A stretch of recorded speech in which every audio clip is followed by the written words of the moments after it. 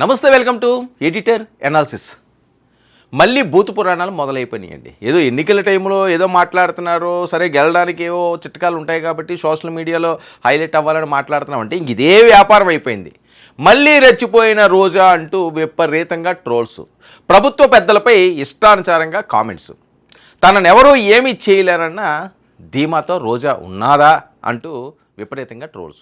మరి గత కొంతకాలంగా పాత పద్ధతిలోనే రోజా కామెంట్స్, ప్రజలకు ఉగాది శుభాకాంక్షలు చెప్పలేదంటూ ప్రభుత్వ పెద్దలపై ఆవిడ తీవ్ర ధ్వజం ఎత్తుతున్నారు.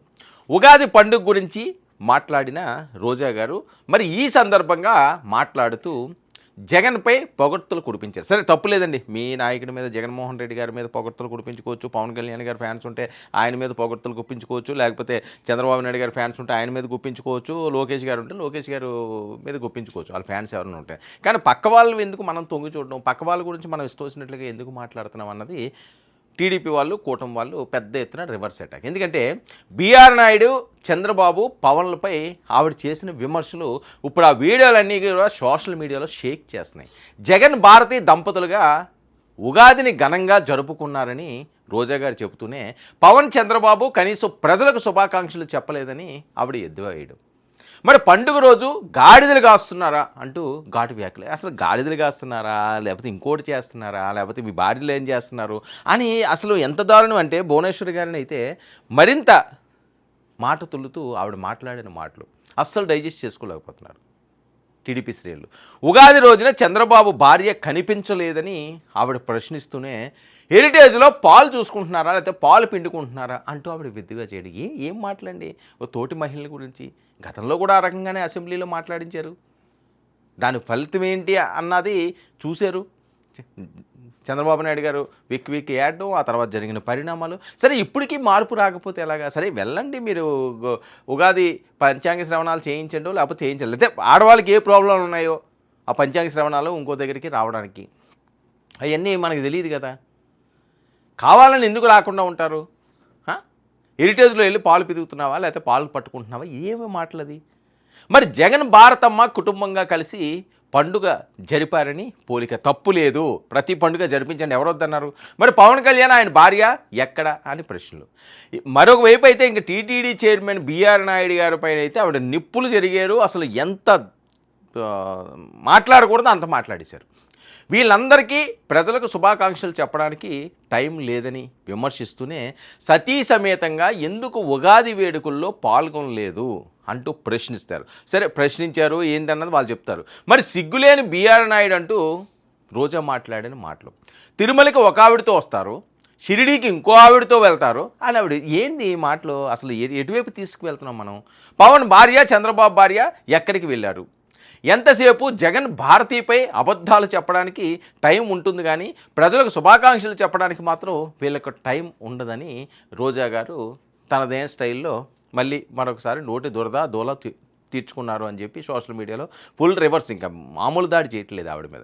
మరి రోజాకు కౌంటర్ ఇచ్చిన మంత్రి సవితమ్మ, రోజా నోరు అదుపులో పెట్టుకో అంటూ వార్నింగ్ మంత్రి సవితమ్మ. మరి అధికారం కోల్పోయినా మదం తగ్గలేదంటూ ఘాటు వ్యాఖ్యలు చేశారంటూ సోషల్ మీడియాలో వస్తున్న కథనాలు. 2024లో నగరి ప్రజలు చెప్పుతో బుద్ధి చెప్పారు, ఇంట్లో ఖాళీగా కూర్చోలేకే ఆ గాలి మాటలు అంటూ సవితమ్మ రివర్స్ అటాక్. భువనమ్మపై మాట జారితే పరిణామాలు తీవ్రంగా ఉంటాయని డెడ్లీ వార్నింగ్. విజయమ్మ లేఖను డైవర్ట్ చేసేందుకే కారు కూతలన్న సవితమ్మ. మరి రోజా వ్యాఖ్యలపై మంత్రి సవిత తీవ్ర ఆగ్రహం వ్యక్తం చేయడమే కాకుండా తెలుగు మహిళలందరూ కూడా అసలు రోజా ఎందుకు ఇంతలా రెచ్చిపోతున్నారు? మరి తనపై ఉన్న కేసుల్లో శిక్ష పడదని డిసైడ్ అయిపోయారా? మరి కూటమి సర్కార్ తనను ఏమీ చేయలేదన్న ధీమా బాగా ఆవిడికి ఎక్కువైందా? సో ఇవన్నీ కూడా పెద్ద ఎత్తున జరుగుతున్న ప్రశ్నలు.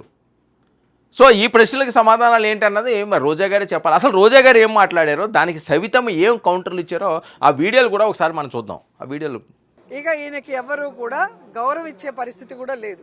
అండ్ రెండోది, ఎప్పుడు చూసినా భారతమ్మ మీద పడి ఏడుస్తారు అందరూ. టీటీడీ చైర్మన్ బీఆర్ నాయుడు నుంచి పవన్ కళ్యాణ్ వరకు, చంద్రబాబు నాయుడుతో సహా.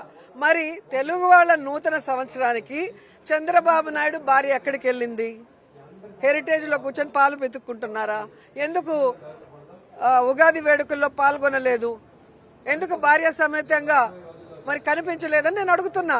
మీరు అడుగుతారు కదా, మా జగనన్న మా వదిన భారతమ్మ ఎంత లక్షణంగా ఉగాది పండుగ జరిపి ఈ రాష్ట్ర ప్రజలందరికీ కూడా విషెస్ చెప్పారు. మరి సనాతన యోధుడు ఏదో హిందూ ధర్మాన్ని హిందూ కల్చర్ని కాపాడడానికి పుట్టినట్టు కథలు చెప్తాడు కదా పవన్ కళ్యాణ్. మరి ఆయన భార్య తెలుగు వాళ్ళ నూతన సంవత్సరం ఉగాది టైంలో ఎక్కడికి వెళ్లారు? ఎందుకు రాష్ట్రంలో కనిపించలేదు? ఎందుకు ప్రజలకు విషెస్ చెప్పలేదు భార్య సమేతంగా వచ్చి? ఇక సిగ్గులేని బిఆర్ నాయుడు ఒకడు ఉన్నాడు. అసలు తిరుమల మీద చిన్న పోస్ట్ దొరికినా కూడా అది వాళ్ళ పూర్వజన్మ సుకృతంగా భావిస్తారు. చైర్మన్ పదవి అయినా నాకేం పని లేదా, నాకేం ఇది అన్నం పెడుతుందా, నాకు హైదరాబాద్ లో ఇన్ని బిజినెస్లు ఉన్నాయి, అన్ని ఉన్నాయి, మరి రాజీనామా చెయ్యి. నేను ఎవడు కంటిన్యూ అవ్వమన్నాడు? తిరుమలకు ఒక ఆవిడతో వస్తావు, షిరిడీకి ఒక ఆవిడతో వస్తావు, ఇంకో టెంపుల్ ఇంకో ఆవిడతో వస్తావు. మరి ఉగాది రోజు నూతన సంవత్సరం ఒక టీటీడీ చైర్మన్ కొండ మీద నించొని పంచాంగ శ్రవణం ఏర్పాటు చేసి భార్యా సమేతంగా ఈ రాష్ట్ర ప్రజలకి శుభాకాంక్షలు చెప్పాల్సిన అవసరం ఉంది కదా. మరి ఎక్కడ గాడిదలు కాస్తున్నారు, ఎక్కడ తిరుగుతున్నారో నేను అడుగుతున్నాను. వీటి మీద డిస్కషన్ పెట్టరు. ఎంతసేపు జగన్ గారు, భారతమ్మ లేదా వైఎస్ఆర్ కాంగ్రెస్ పార్టీ మీద అబద్దాలు చెప్పడానికి, నిందలు వేయడానికి, దుమ్మెత్తిపోయడానికి వీళ్ళకి టైం ఉంటుంది. కానీ మంచి చేయడానికో, మంచి రోజు భార్యా సమేతంగా ప్రజలకి శుభాకాంక్షలు తప్పడానికో వీళ్ళకి టైం ఉండదు. ఇవన్నీ కూడా ప్రజలు గమనించాలి. అర్హత లేని వాళ్ళకి, పనికి మాలిన వాళ్ళకి, ప్రజల మీద ప్రేమ లేని వాళ్ళకి మనం కనుక గౌరవం ఇస్తే ఈ విధంగానే ఉంటుంది. ఇలాంటి వాళ్ళని తరిమి మరి నారా దేవాంశ్ జన్మదినం రోజు మరి అన్నదాన కార్యక్రమం కూడా ప్రతి సంవత్సరం జరుగుతుంది.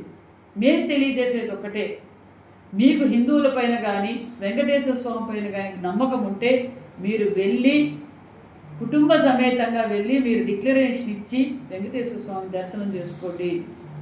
మీరు సినిమా సెట్టింగ్లు వేసుకోవడం, ప్రసాదం ఇస్తే ఏ విధంగా ఇబ్బంది పడ్డారో, మరి ప్రదక్షిణలు చేయమంటే ఏ విధంగా ఇబ్బంది పడ్డారో ప్రజలందరికీ తెలుసు. మీరు జవాబు చెప్పాల్సింది, మీరు ప్రశ్నించాల్సింది జగన్మోహన్ రెడ్డి గారిని ప్రశ్నించాలా. రోజమ్మ గారు, విజయమ్మకి న్యాయం చేయమని చెప్పండి. ఏదైతే మరి రాజశేఖర రెడ్డి గారి ఆస్తిలో వారు వారసులైన మరి జగన్మోహన్ రెడ్డి గారి బిడ్డలకు, మరి షర్మిలమ్మ బిడ్డలకు సమాన హక్కులో వాటా ఇవ్వాలని రాజశేఖర రెడ్డి కోరికను తీర్చమని చెప్పండి. సునీతమ్మ గారి కోరికను తీర్చండి.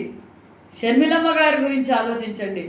ముందు మీ జగన్మోహన్ రెడ్డి గారి సినిమా సెట్టింగ్లాగా ఇవన్నీ మానేసి విజయమ్మకి మరి చెప్పమా రోజమ్మ. మా బోనమ్మ గురించి మాట్లాడే అర్హత మీకుందా?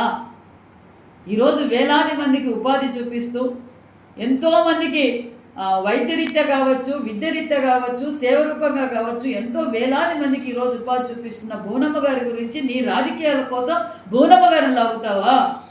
నీ డైవర్షన్ పాలిటిక్స్ కోసం, నీ ఉనికి కోసం మీరు బోనమ్మ గారి గురించి మాట్లాడే అర్హత లేదు రోజమ్మ అన్న విషయం కూడా తెలియజేస్తుంది. ఇది మరి రోజా గారు ఈ రకంగా మాట్లాడుతుంటే, ఇప్పుడు ఏదైనా ఒక విమర్శ చేయాలనుకున్నప్పుడు విమర్శని విమర్శలాగే చేయాలి. అంతేగాని మీ బాడీలో ఏం చేస్తున్నారు, ఎక్కడ ఏం పితకడానికి వెళ్ళారు, లేకపోతే ఇంకో దగ్గరికి ఏం చేయడానికి వెళ్ళి, ఏంటండి ఇది, ఎటు తీసుకువెళ్తున్నారు? అసలే టైం బాగాలేదు అంటున్నారు. మళ్ళీ ఏం చేస్తారు? ఇప్పుడు జగన్మోహన్ రెడ్డి గారిని ఇవిడు ఇరికించారని చెప్పి మరొక రకమైన కథలు. ఎందుకు ఇరికించారు ఏంటి అంటే, జగన్మోహన్ రెడ్డి గారు బ్రహ్మోత్సవాలకు వెళ్ళినప్పుడు, లేకపోతే తిరుమల వెళ్ళినప్పుడు భారతీ గారితో వెళ్ళిన సందర్భాలు తక్కువ ఉంటాయి కాబట్టి దాన్ని అటాక్ చేస్తున్నారు. ఇప్పుడు ఈవిడ ఇది తీసుకొచ్చారంటే మొత్తం ఈ చరిత్ర అంతా వీళ్ళు ఇప్పుతున్నారు. ఎన్నిసార్లు ఏ టెంపుల్కి, ఏ పూజలకి వీళ్ళు వెళ్ళారు, ఏ టెంపుల్లో వీళ్ళు శాస్త్రోక్తంగా చేశారు, ఏ టెంపుల్లో ఈ పట్టు వస్త్రాలు ఇచ్చారో లేదా ఇంకోటి ఇచ్చారో వాళ్ళు చేయవలసిన బాధ్యతలు ఏం చేశారు, సతీ సమేతంగా ఏం చేశారని చెప్పి జగన్మోహన్ రెడ్డి గారిని హిట్ చేస్తున్నారు. అంటే వీళ్ళు మాట్లాడే మాటలు ఎలా ఉంటుంది అంటే, ఆయన కొంప ముంచుతున్నాయి, ఆయన నిరకాటంలో పెడుతున్నాయి. నోటి దురద దయచేసి తగ్గించుకోండి, భూత పురాణాలు ఇంకా ఆపండి.